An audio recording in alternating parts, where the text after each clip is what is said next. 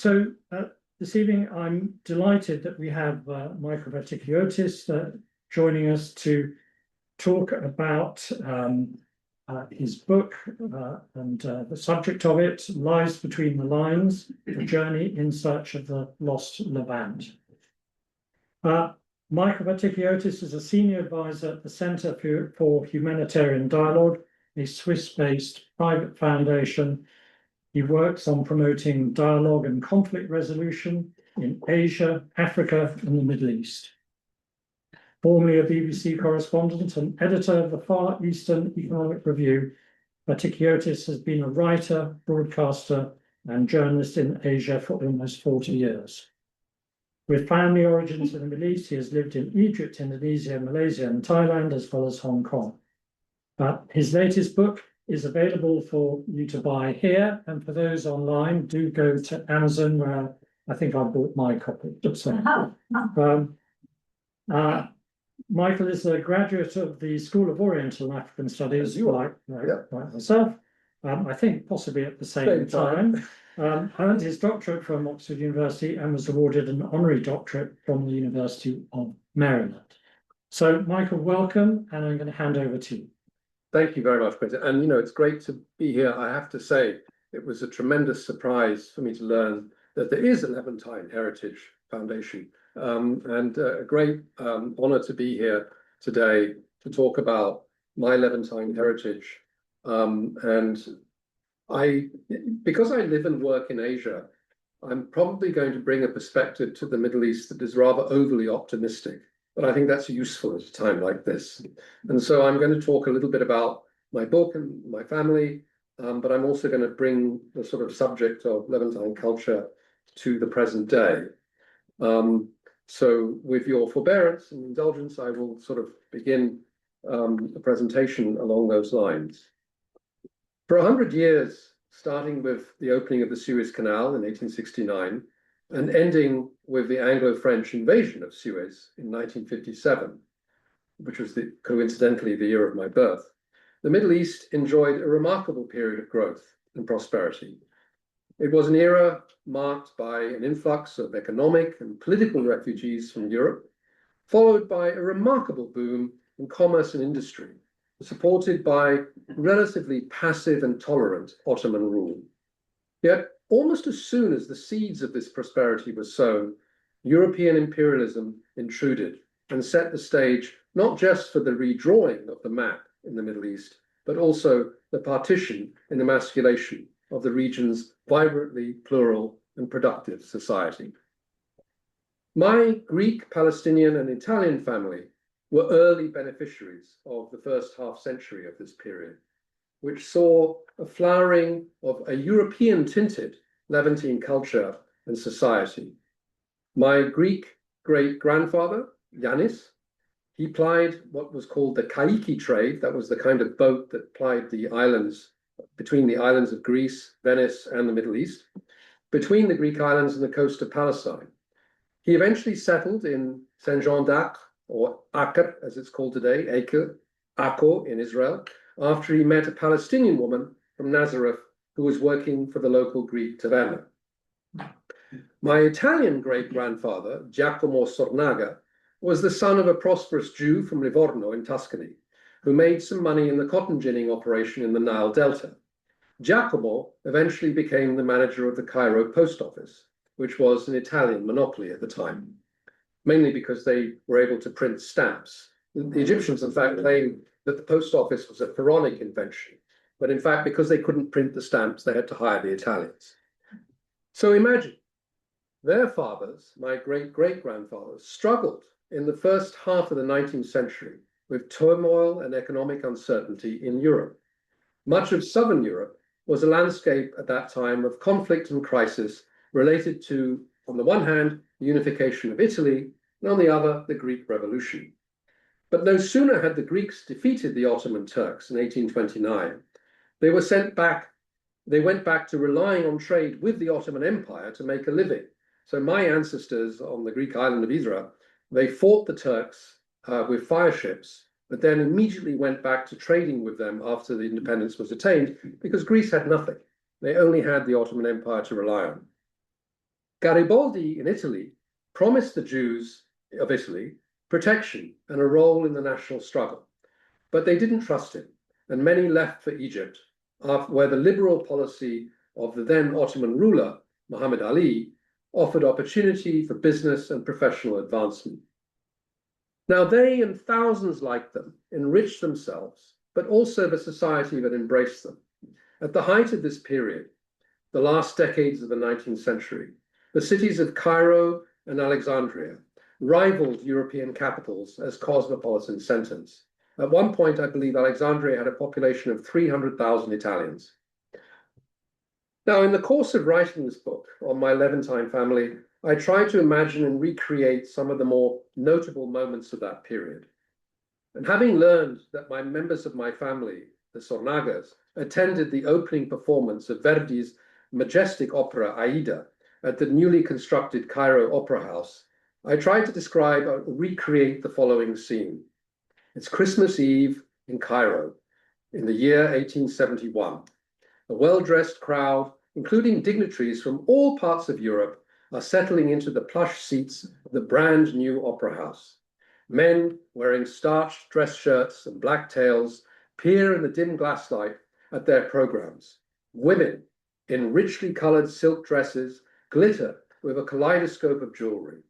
4 tiers of ornately decorated boxes look down on the stage and the rather constrained orchestra pit, where the players tune their instruments with a discordant hum. Behind the curtain, a cast that includes powdered Italian divas and scantily dressed Ethiopian slaves waits in the wings in the cool, dry air outside. The performance that is about to begin will be remembered not just in Egypt, but across the operatic world. For it seems on this particular night that all roads lead to Egypt, and a great modern future lies ahead. Giuseppe Verdi, Grand Maestro of the opera in the modern age, has written a new work about Egypt, commissioned especially by Egypt's ruler, the Viceroy Ismail Pasha, to mark the opening of the Suez Canal. With a ruffling of taffeta silk, followed by a wave of hushes, and lights of the opera begin to dim, leaving only the twinkling of jewels as the house goes dark.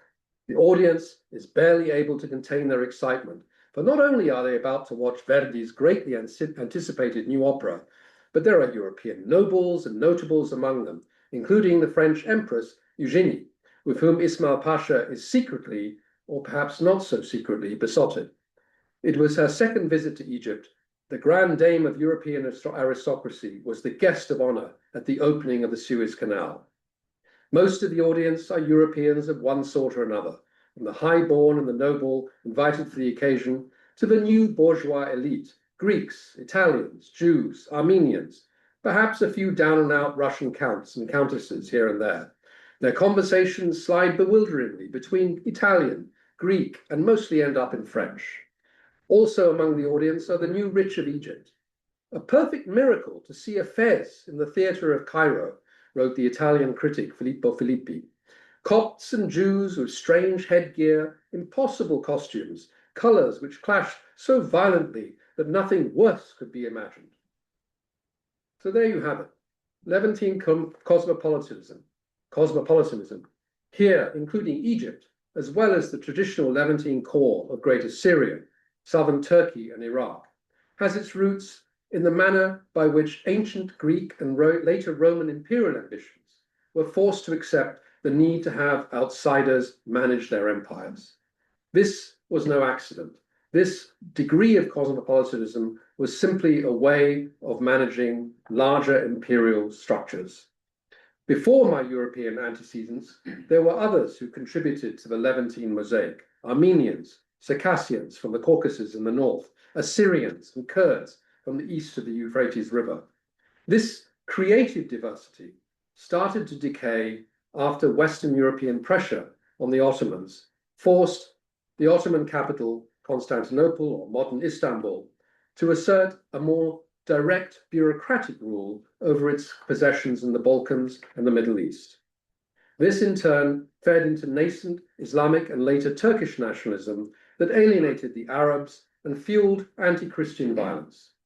As the writer Scott Anderson puts it, these tensions saw the rich mosaic of the Ottoman world become a grim counter-image of itself, a place, he argues, where the various communities drew protectively inward and where the ancient feuds and suspicions and jealousies exploded into violence. Which, of course, brings us to the present day. Today, we see the Middle East through the lens of conflict and crisis. The pluralism and tolerance of the Belle Epoque in Egypt and the post-Tanzimat reform era in Palestine and Syria was shattered first by European imperial intrusion and disruption, the consequent collapse of the Ottoman Empire in 1922, and then the post-imperial conflicts that started in the 1930s. And yet, traveling often in the region as I do today, I see the legacy of this rich cosmopolitan culture that evolved in that halcyon era. I consider that something like it could be rekindled, albeit with different ingredients, once this dark period of conflict is over. So today I'll talk about the evolution of Levantine culture as I know it through the history and experience of my family. I will reflect on its significance as a binding agent in the old Levant as a key to social harmony. I will describe how this culture was virtually extinguished after the Second World War, and finally consider how its legacy and traces of its DNA could once again contribute to regional stability and harmony. There's no doubt that aside from the push factor in Europe at the time, one of the pull factors that accelerated the development of Levantine society was the Ottoman proclivity to be lazy rulers. They preferred to outsource administrative authority and permit outsiders to govern themselves. The most impressive feature of Ottoman rule, writes the historian Jason Goodwin, was its opposition to the thin inadequacies of national identification. Thus, the Ottoman practice of allowing foreigners to be granted rights and privileges to the point of being subject to their own laws under what were called the capitulations was a remarkable enabler of cultural and religious pluralism. Really, this country for the foreigner is too glorious for words, wrote T. Lawrence of Syria, Lawrence of Arabia. One is a baron in the feudal system. So stemming from this astonishing freedom foreigners had to speak their language and worship their own religions, Jews and Christians of all stripes developed elaborate education and welfare networks and frameworks that contributed to preserving their identity. When my great-grandfather died in the first decade of the 20th century, his son, my grandfather, was taken in by the school run by the Greek Orthodox Patriarchate in Jerusalem.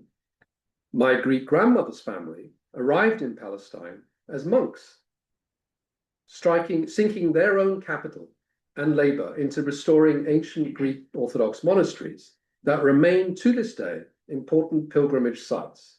These institutions, related to the management of Christian holy sites, helped cultivate a sense of cultural and linguistic identity to the point where my Palestinian great-grandmother, Evmothea, although a Nazarene, was considered Greek.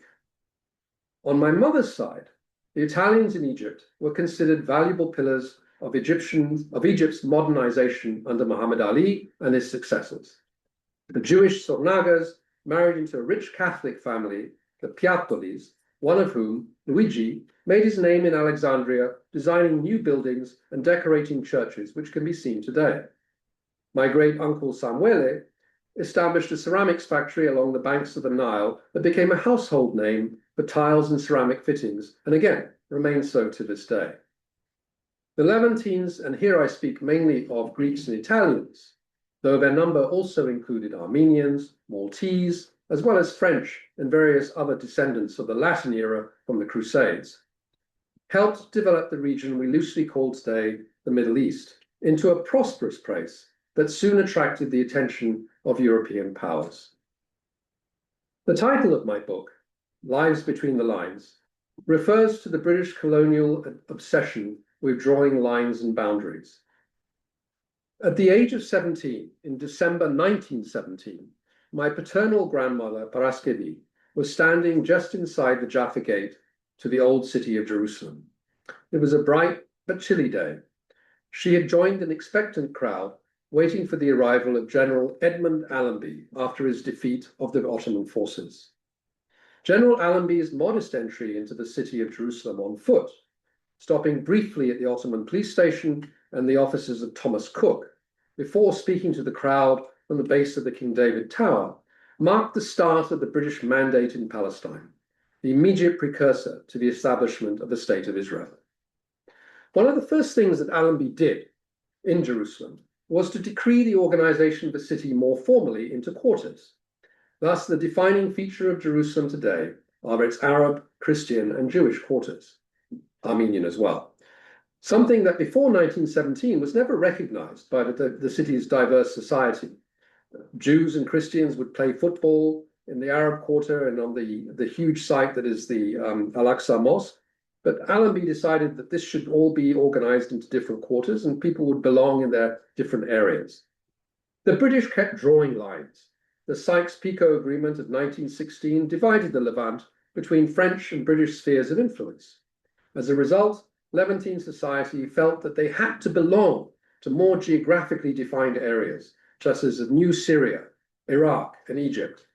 The easy coexistence with people in other spaces across newly established lines started to fray and erode. The line drawing blended with the rise of nationalism that sought to overturn colonial rule. Cities that were once defined by their cosmopolitan identity found themselves having to conform to new narrow definitions of nationhood that revolved around Arab and mainstream Muslim religious identity. One of the primary aims of the Ba'ath Party, which ruled Syria and Iraq after colonialism, was to stop using sectarian identities in order to unite nations and make it harder for external powers to use these groups as proxies.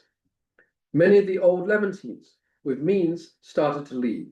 Their intermediary services as financiers, entrepreneurs, service providers, and so on were no longer required. The Sornaga Ceramics Company was nationalized. My Greek grandfather's position as a Palestine railway official was made untenable because he was not Jewish and could not serve in the new Israeli government service. In 1954, he left for Greece, a country he'd never lived in or even seen, even though he was a Greek citizen, in 1954. On his resume, on arrival in Athens, he described himself as a refugee from Palestine. And to his dying day, he spoke Arabic at home and ate labneh and za'atar for breakfast. In my book, I describe the almost imperceptible decay of Levantine society after the war ended in 1945. The turning point for Levantine society, just as the war ended, was at first hard to recognize. Life went on as before in Egypt. At Groppi's and at the Gezira Club in downtown Cairo, King Farouk graced soirees attended by the beautiful debutantes of prominent Jewish families and preyed on them for assignations. My mother, who was just 17 at the time, was starting to enjoy her own debutante life, dancing the tango in nightclubs to live orchestras and enjoying partying until dawn. But all the while, popular protests grew more fearsome, assuming anti-Jewish and anti-foreign overtones. Often angry demonstrations brought frenzied shouts in white-robed clouds, swirling and wielding sticks and stones outside our gates, wrote Jean Nagar, a member of the prominent Jewish Mosseri family. As she said, the relentless cadence of the muezzin from the many minarets around the city had become a call to arms. I was recently wandering around the old city of Jerusalem, just in fact last month. And these days, the dark shadow of war hangs over the city. For while merciless carnage continues in Gaza, the pilgrims that once flocked to Jerusalem's churches, shrines, and mosques are small in numbers. Most of the holy trinket and jewelry shops that line King David Street, leading away from the Christian quarter, close early, and some have shut altogether. Their Palestinian and Bedouin owners driven away by the death of tourism. Before the Arab-Israeli wars of the last century, close to 700,000 people used to flock annually to Jerusalem to visit the holy sites. This century, even in times of relative peace, that number is less than 100,000. At a weekend barbecue at the home of a middle-class Israeli family, I was entertained with some Greeks who still call the city home. The Greeks feel at home in Jerusalem because this has always been their home. Their Israeli hosts drinking ouzo and wine, recalling better times when they'd worked closely with their Arab and non-Jewish neighbors. They worried that this kind of mingling will be a thing of the past as ultranationalism and religious orthodoxy is becoming the mainstream sentiment in Israel. Yet despite the efforts of the Israeli right wing to denude Jerusalem of its cosmopolitan character, I still see the city's plural past prevails. I always marvel at the mingling of religious garbs in the narrow alleyways of the old city, the bearded, pale-faced Hasidic Jews in their austere black suits and fur hats, begowned Armenian and Greek priests, contrasting with the lighter-colored Arab galabiyas and colorful keffiyehs. Somewhere along King David Street, there used to be a museum, only 5 years ago, dedicated to the Arab Orthodox Church that proudly displayed a New Testament in Arabic. And the other day, in the Church of the Holy Sepulchre, a group of South Asian Catholic pilgrims huddled around the entrance, waiting patiently for an Armenian Orthodox service to end so that they could perform their own religious rites. This dazzling religious diversity struggles to survive, and yet it does. Were it to disappear, the country would become isolated and fearful, a land of immense importance in terms of global civilization, cut off from the world and mired in militant extremist thinking. This is pretty much the way the Syrians felt for the long civil war that ended in December last year. One of the priorities for Syria's mosaic of communities, from the Assyrians, the Armenians, the Sunnis, the Shia, and the Druze, is to protect and preserve this mosaic, this fasai-fisa in Arabic. To do so, Syrians must reach back into the pre-colonial and pre-Arab nationalist history to the heyday of Levantine culture. There's a Syrian academic, a historian at Georgetown University, who's written, "The modern ecumenical frame, which emerged during the late Ottoman period, advocates for equal treatment of all citizens, regardless of religious affiliation. This perspective can counter divisive rhetoric and promote unity in today's political discourse." I think he's absolutely right.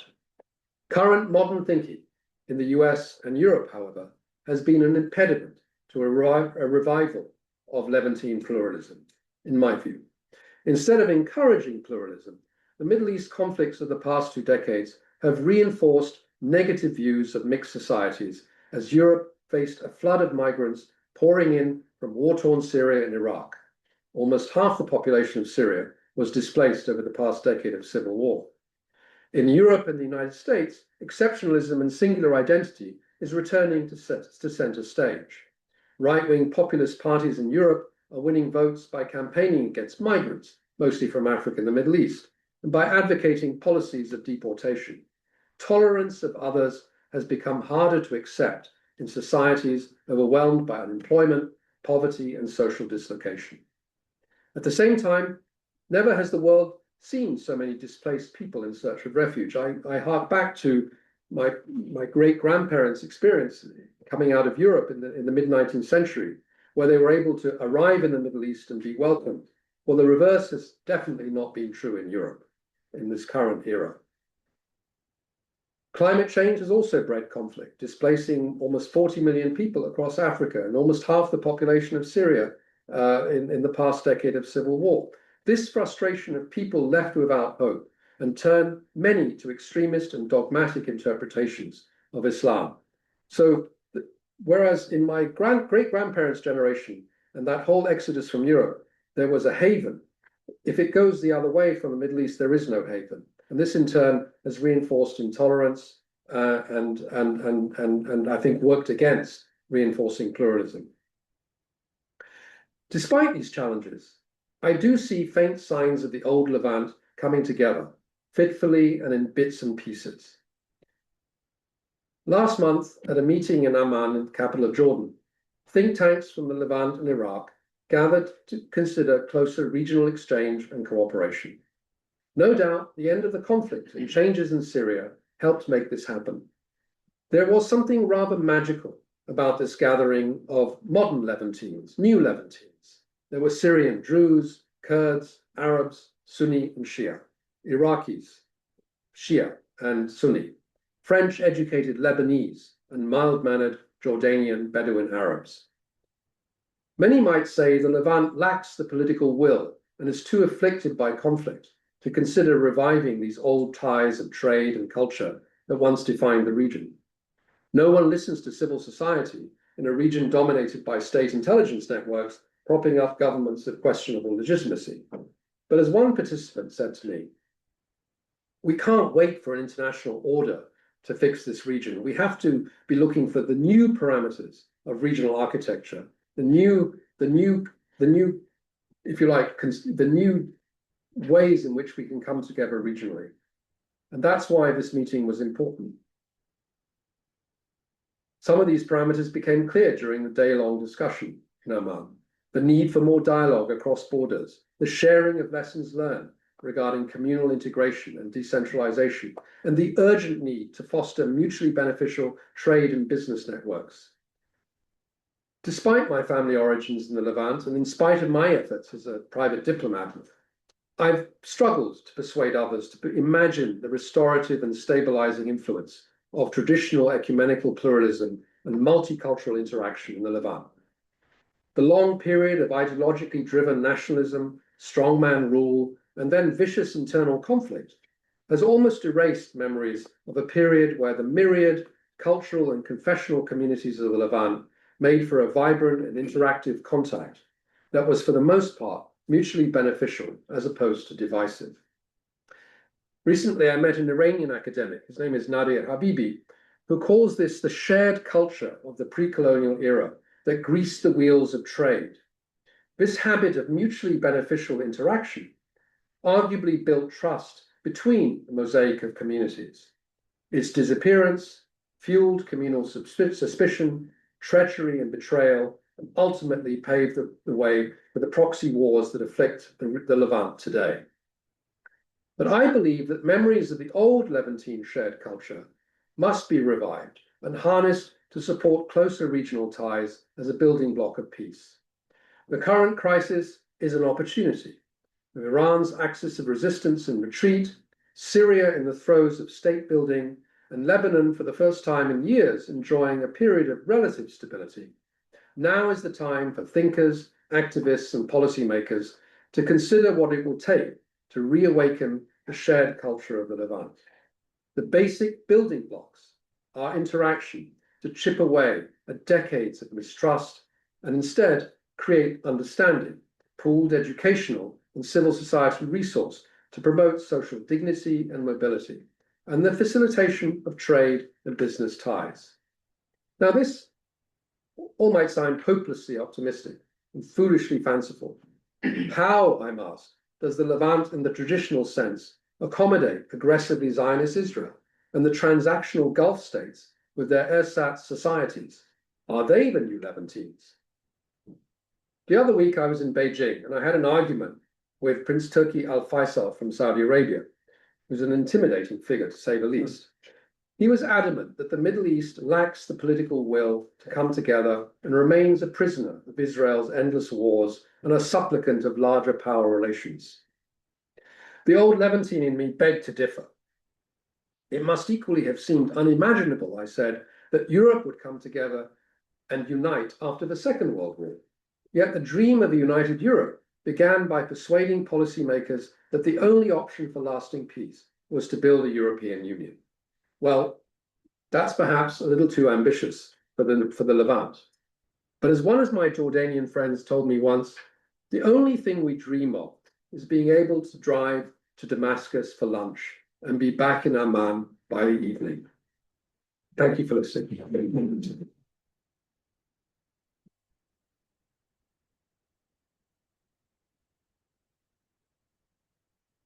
Thank you very much, Michael.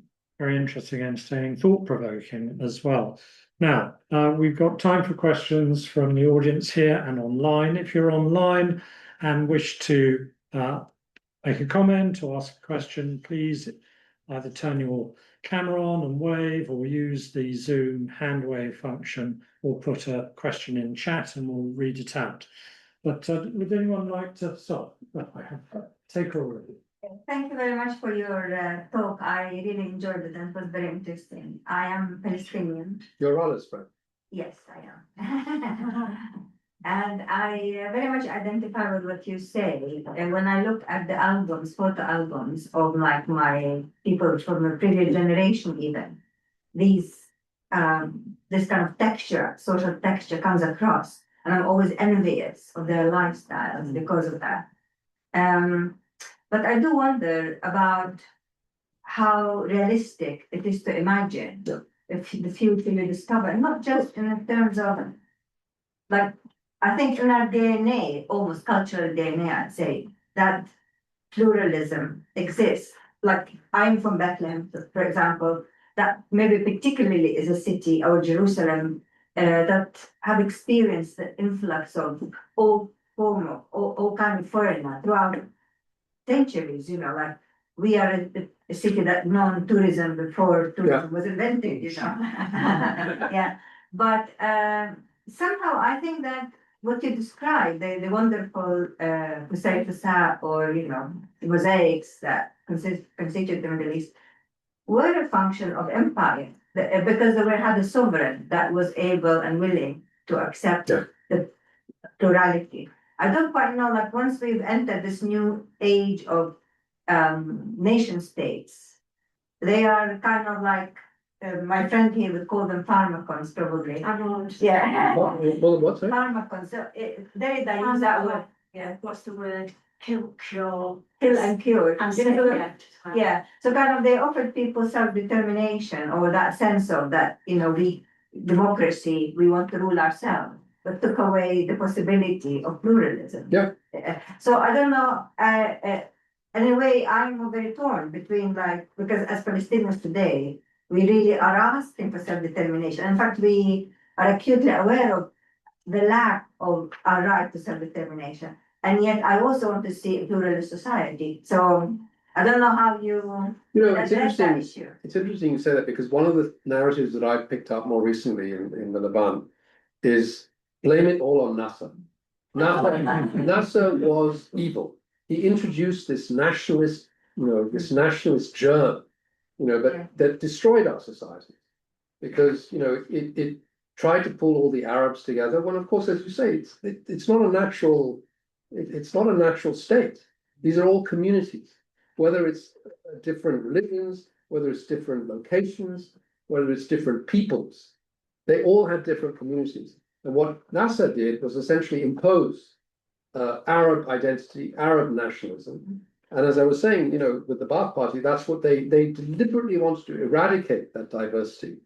Okay, they thought that maybe it would create divide and rule, that they could be, the Armenians would be instrumentalized by the outsiders and so on. But the fact is that blanket nationalism destroyed this. Yeah. And that's what I hear now from people. They say Nasser was to blame. Yeah. But it's very difficult to even yourself use the word foreigners in the context of Ottoman Empire. If you ask me, if you look at there in the Ottoman Empire, Ottomans were the only foreigners. I mean, it's going to be small in numbers. All the way to Central Asia. Because we're not foreigners. It's like, Indians, there's an American joke that there's a T-shirt has a picture of an Indian tribe, and it says, if you're not one of those, you're all immigrant here. Yeah. So it's like, very difficult today to speak, though, as you said it yourself, you called Ottomans and foreigners. Yeah. So it's very difficult to. And we see a reflection of that in new Turkey, with this new Ottoman nationalism, as they call it, of Erdogan, where where there's that tension between the Turks and the old Turkish nationalism, and now this new, more imperial view of how Turkish, influence can be exercised in the Middle East, which is a throwback to the Ottoman period. Adam. Let me preface my question by noting to the audience that Michael was my boss for many years, where his responsibility was to ask me difficult questions. So I'm relishing the opportunity in a non-professional setting to turn the tables, so I'll ask a different question. In the course of doing your research and traveling, how do you think the people that you met with perceived you as kind of, on the one hand, maybe passionate and curious, but did you ever get the feeling they sort of saw you as a hopelessly naive Orientalist longing for a pluralist past? It's an interesting question because as you know, Adam and I have worked in Asia for many, many years. And in Asia, in the Asian context, have always thrived on the notion of being the outsider. Because the outsider is a disinterested intermediary. That's how you're perceived. As long as you have a degree of empathy and a degree of understanding, you can actually navigate those societies as an outsider quite successfully. I assumed it was the same in the Middle East. I thought, okay, I'm just going to be the sort of outsider, who's presenting myself as a kind of impartial observer. No, there is such a great suspicion of outside now because of if you like, the centuries almost of outside interference and so if you identify as an insider, for all your flaws, they'll say, "Oh, you're one of us. We share the same tragedy." So all I have to do is say, "My father was born in Jerusalem, my mother was born in Cairo." Okay. So it's actually quite different from the Asian context. I've realized that you really have to be in the same boat. And of course, it's all hopeless. Nothing can be resolved. So I think the mistake is to think, and this is where I worry about my optimism. I think optimism, it can be seen as, what's the word, as something that is toxic because it gives people false hope. And there is no hope. In their view, there is no hope. So why bring hope? I fight that. I feel like fighting it, but I do feel it. But yes, thanks for that wonderful talk. All these cities you have been in recently, Dubai, Hong Kong, Singapore, which of them reminds you most of the Levant, if any? Do they repeat some of the patterns of tolerance and diversity? it's an interesting, Or London? I go to the Gulf a lot, and I spend time in Dubai, Abu Dhabi, less Doha, which I think is less pluralistic. And it's interesting that in a way, what they are doing is trying to emulate in the Gulf a mixture of East and West. Yeah. I mean, West Asia and East Asia. So, my career has been mostly in East Asia, where for many, many decades, Hong Kong, Singapore, Shanghai, these were the centers of international finance. And there was a form of cosmopolitanism that thrived in those centers in a very professional sense. People came, they made their fortunes, they weren't particularly attached. Wasn't really their home, but they came and they used these areas as these locations as platforms to create wealth. In the same way in the Gulf, they're emulating this. And they're very, if you take, Dubai in particular, they're very conscious of becoming a platform for the same kinds of commercial activity that used to characterize the East. And to some extent, if you look at gold trading, diamond trading, also the West. I mean, most of the diamond traders of Antwerp are having to go to Dubai. Are they? Yeah, because it's the biggest gold trading center in the world at the moment. And that's what they're trying to consciously do. Now, whether or not that creates a real society is another thing. Because in fact, as we know, I mean, UAE is, I think, 13% Emirati or something or other. Everyone else is a foreigner or a transient, which is different from the old Levant, where people actually made their homes and built communities and attached themselves to traditions and rituals. And I think I didn't really dwell on it, but what strikes me about Levantine culture is how it traced its roots back to the ancient world and the if you like medieval world, where this region, the Levant, was a center of civilizational and religious worship, and they attached themselves to that. Bethlehem, as you say, Bethlehem was the first Holy Land tourism. the first Palestinian immigrants to the United States were from Bethlehem selling trinkets. That's not the case in the Gulf. It's very transient. It's not really a society, but it's extremely successful. And so you can't quite call them the new Levantines, but that's what they aspire to be. And Singapore? Singapore, it's very transient. I've lived there. We've lived there for 20 years. It's not. It's gone through various periods, but it's become very, very financial service oriented, and huge numbers of migrants have come in to service that economy. And so the fact that Singapore, in addition, also tries to be a society has created a tension, with and so they've gone through periods of wanting to limit immigration, worry about the outsiders. And so they're a mix of both. Wanting to be a society that's mostly Chinese, and at the same time wanting to welcome all these outsiders. But in Singapore, you have second and third generation, or maybe more Chinese, Yeah. that they have settled there. Is there any sign in places like Dubai where they're encouraging people to retire? I would say it's too early to judge Too early to whether judge. it's a community, but would they welcome people retiring and for the next generation to start Good up question. with them?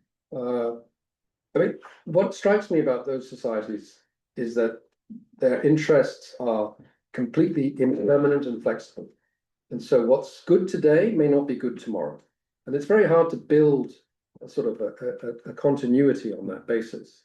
Whereas, I was just reading a very interesting historical sort of cul-de-sac in a way about the Armenians being expelled from Turkey, who came down into Syria and stayed because they were allowed to stay, and forming the basis of that much greater Armenian community on the basis of being expelled from Anatolia, coming down into Syria. So they were there out of, not of their own volition, and yet they formed communities in places like Aleppo, which remain to this day. And so it was a different experience of, a lot of the immigration was out of, escaping conflict. Whereas in the Gulf, it's pure transactional, looking to make a fortune, in the moment. It's not a society. And Egypt and Syria would give citizenship, whereas the Gulf states never do, not even to other Arabs. You can buy property, but you can't get citizenship. They want you to put your money there, but not necessarily, become. There's no, even in Singapore, you can become a citizen with permanent residence. They offer you citizenship if you want. But in Southeast Asia, unfortunately, they don't have the ability to tolerate dual citizenship. It's still very much based on sovereignty. So there's no flexibility. Sounds like Guernsey. Yeah. I'm a sort of generation 60s person. We were very, very critical of America. Yeah. And which you didn't really mention much. And Thank God. and it's sort of, I wondered, yes, I'm very much less optimistic about everything, including the subjects discussed. But I just wondered what you thought about America's role, and the Arab Spring wasn't mentioned either. The fact that it was manipulated and sort of turned into something that surely was a bit of a disaster in some way.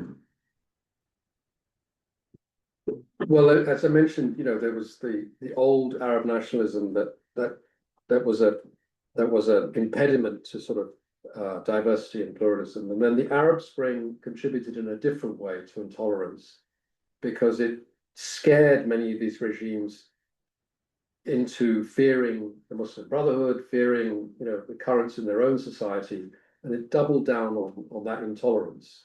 And we see the legacy of that. Not just in the Levant, but also in the Gulf. The fear that, if you allow, these groups like the Muslim Brotherhood to cultivate opposition, that's a threat to the regime. So it did have an inhibitive effect on everything. We still, to this day, just in May, the Jordanians banned the Muslim Brotherhood, or tried to. It's a real fear, and it stems from the Arab Spring. On the United States, 80 years of the Israel-Palestine conflict Europe and the United States, in a way, bound together in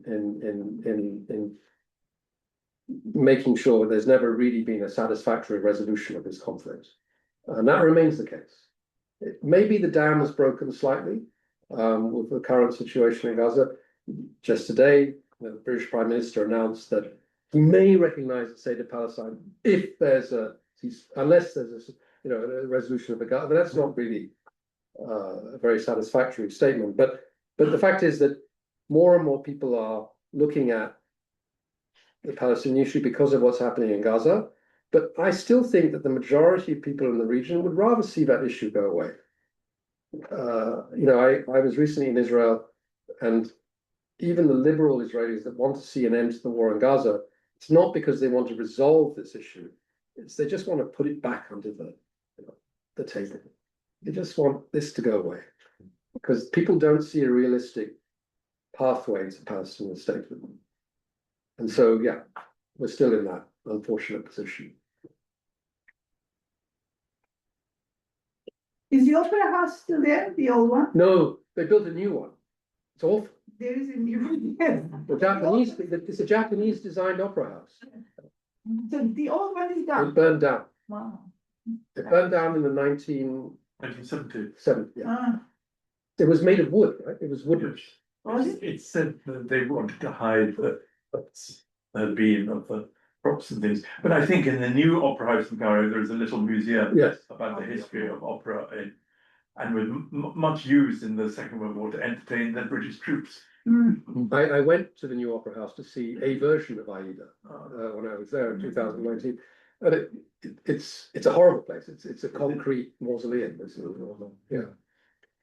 We have a question from Neil Jenian online. Ah, Neil. Um, Hello, Neil. So I'll read it out. So, what is the effect of the creation of the State of Israel on the Middle East? Did it precipitate things or did it create it? I'm sure different sides. So do we have another hour? Sorry, Neil. I mean, my recent experience in Israel was that there is still a portion of Israeli society that wants to be, in a sort of situation where they can have cooperative relations with the other Middle Eastern states and be part of the region.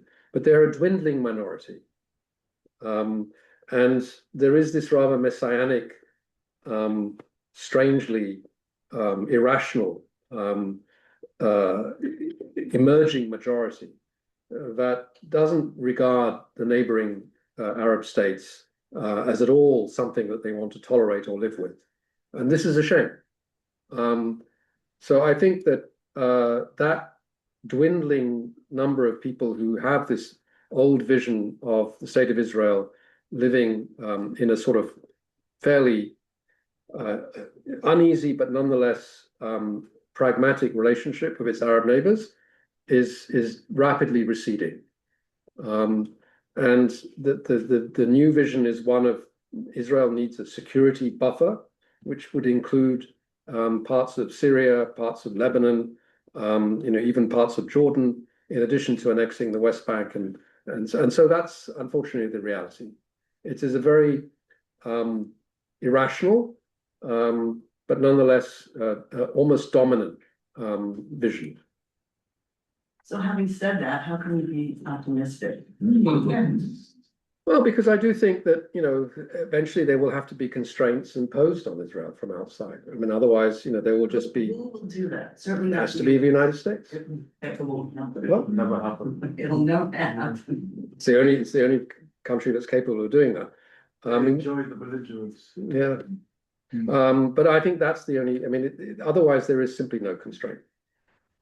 We have another question online from Elena Cardona. So if you'd like to turn your mic on, Elena. Okay. Hi, Michael. Thanks for the fascinating talk and the book as well. I have two questions, if I may, about the memoir in general. You've started and then your memoir with your father's Ottoman pocket watch, and it's a very, I feel, it has a bit of not a bit, a lot of importance that you start and end with it, and you actually say that it's your talisman throughout your quest in this journey to discover sort of your roots and yourself. Maybe you can comment something on this, how the watch played, this pocket watch played an important part in your journey. And the other question is about emotions. At the end of your memoir, you say that you felt sort of at home, like this idea of Derrida de Cheswa, when you were in Palestine, sort of you found your roots. Does this mean that in Egypt you didn't feel this sort of sensation of belonging, or is just a reference to the whole Levantine region? Thanks. Oh, that last question is quite difficult, but I'll start with the watch. I mean, the reason for those who haven't read the book that I use that device of my father's Ottoman watch, which was a silver pocket watch that he had. I don't know where he bought it, but he bequeathed it to me. And I looked into this as I was doing the research for the book. And one of the things that I learned about the Ottoman Empire is that for many, many centuries, they resisted timekeeping. The watch and in European forms of timekeeping was seen as a threat. Because in the Ottoman way of thinking, everything had to be determined by a different sense of time, which had to do with the different periods of Muslim prayer. And this was the fact that time could be defined so precisely was considered a threat.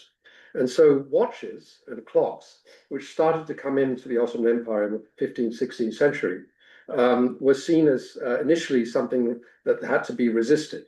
And I pointed out that in my father's time in Palestine, by that time, the clock was well established. And the Ottomans spent a lot of time building clock towers. There's one in Haifa, there's one in Jerusalem, and so they had eventually embraced the clock. And I suppose what I try to do with that analogy is point out that once they'd embraced the clock, they had probably begun to sow the seeds of their doom. But on your last question about between Egypt and Palestine, I lived for a year in Egypt before I went to university. I tried very hard to identify, because Egyptian society is extremely warm and friendly and embracing, but it's a very hard place, as you know. The Egyptians are poorly served by their leaders. They're extremely frustrated, and it's a frustrating place to be. And so you always sort of feel you're always feeling how difficult it is. Even with all the problems in Palestine and the Levant, the proper Levant, there is still this deeper sense of ability to survive as a community, which I somehow felt was more attractive than the current situation in Egypt, where these poor people are so poorly served by their leaders, so frustrated, and everything is, it doesn't work. And so it's quite difficult to identify with. I do have a very close identification with my mother's family, though, because they arrived and they contributed and built so much for themselves, obviously, but it also helped build a country. And I remember when I was delving into my mother's family's role in the business community, along with others. Obviously they made huge fortunes, but I remember going to my mother's family ceramics factory on the outskirts of Cairo in Helwan, which has long ago been nationalized. And I arrived and I identified myself as belonging to the Sornaga family, because they wouldn't know the Vatikiotis. And they came out and they said, "Have you come to buy the factory?" I said, "No." And so there was this long era where people like my great uncle, basically provided welfare. Yes, he made a profit. Yes, it was a private business, but they also contributed. And so that era is long gone. Although it is true now that the Sornaga ceramics factory has been re-privatized, and it's now unfortunately become a holiday resort for the Egyptian army.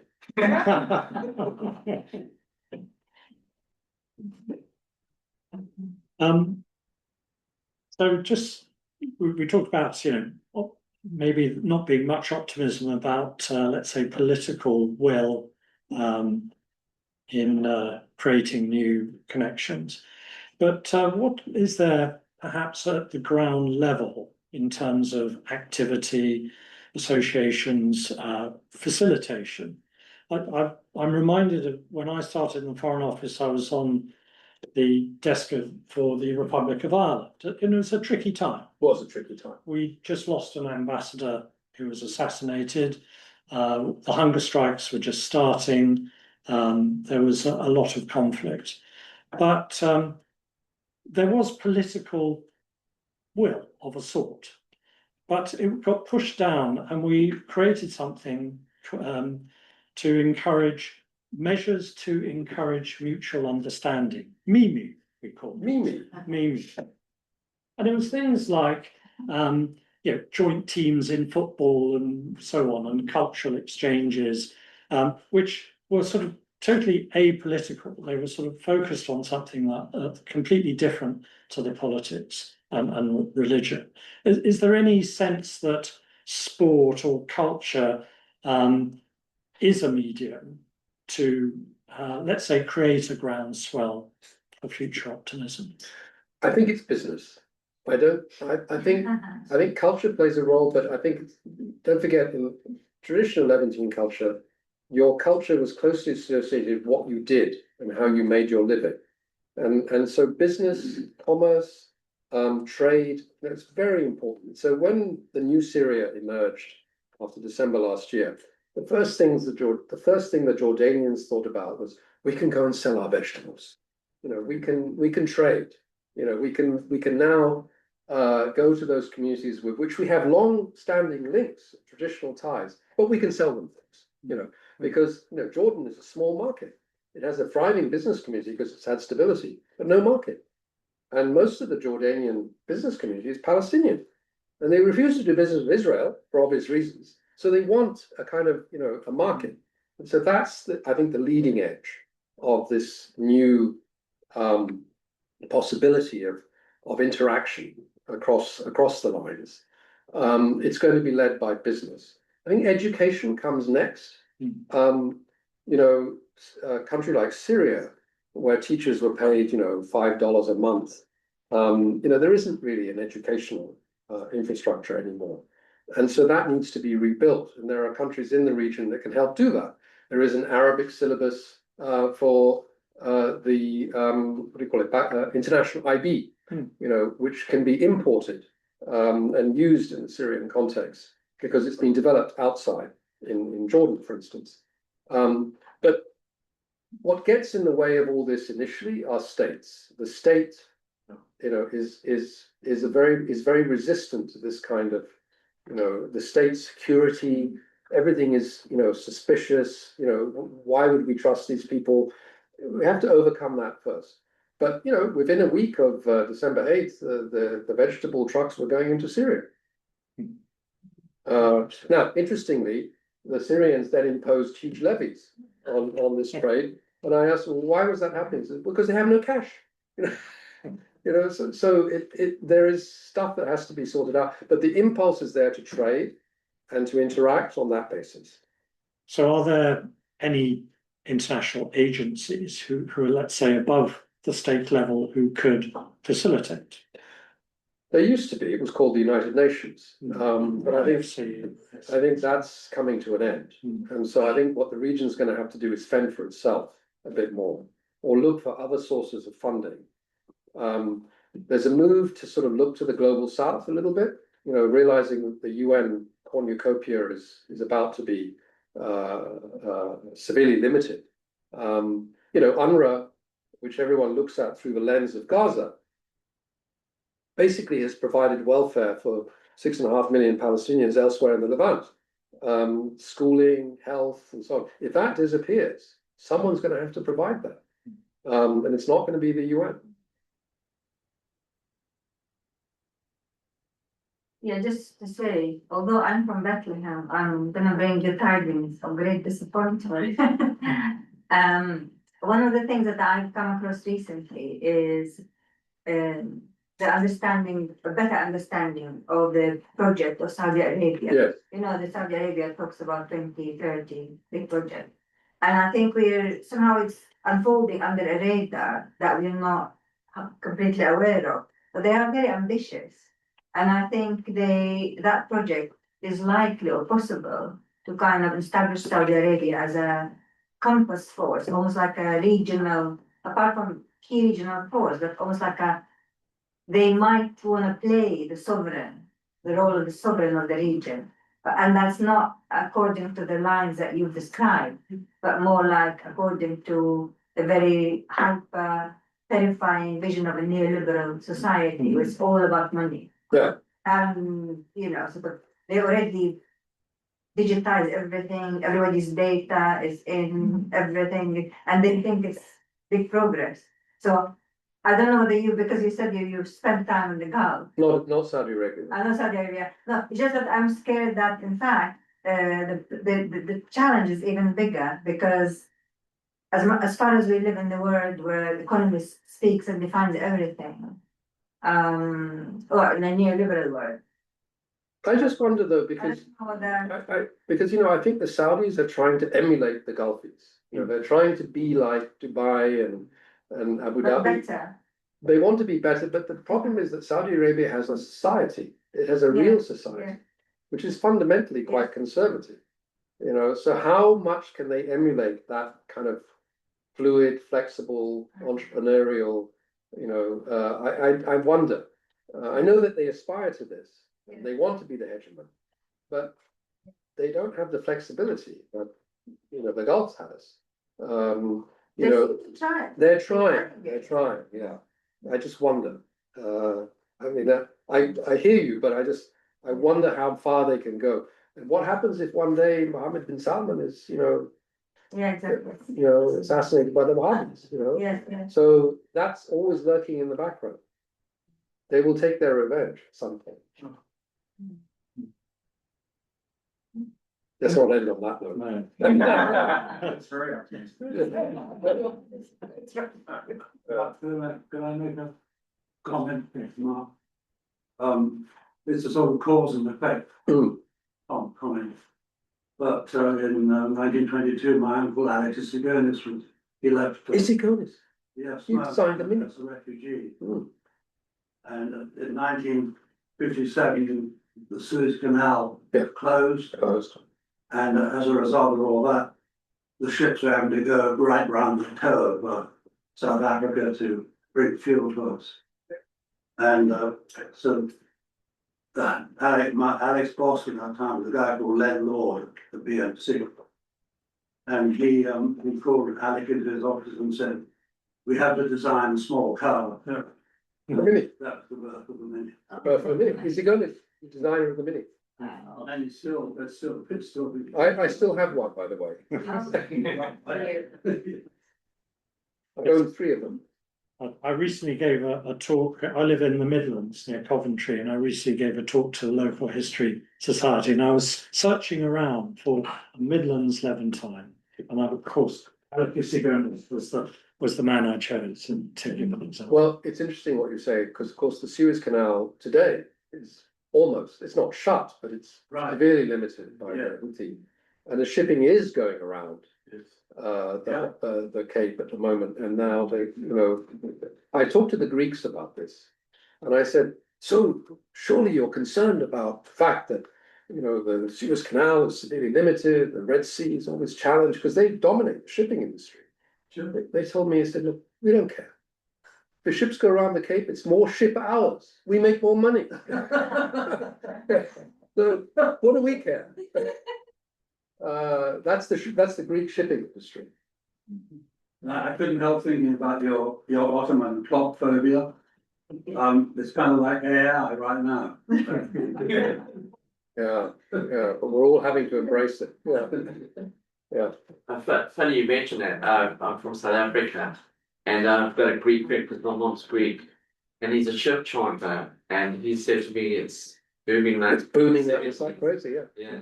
The new choke point is the Madagascar Channel. Yeah. not the Suez Canal, not the, so the Greeks, it's more about how many shipping hours they put in. But for the logistics, it's about just in time, right? Yeah. So the theory is that actually they'll just adapt, you know, yes, it takes longer, but they'll just change, you know, the timings of everything so that you still get it just in time. It's just, you know, they arrange it. And that's, Presumably it costs more. it costs more, the Greeks make more money. Yeah. Right, Thank you. well, thank you Thank you very all. much, Michael, and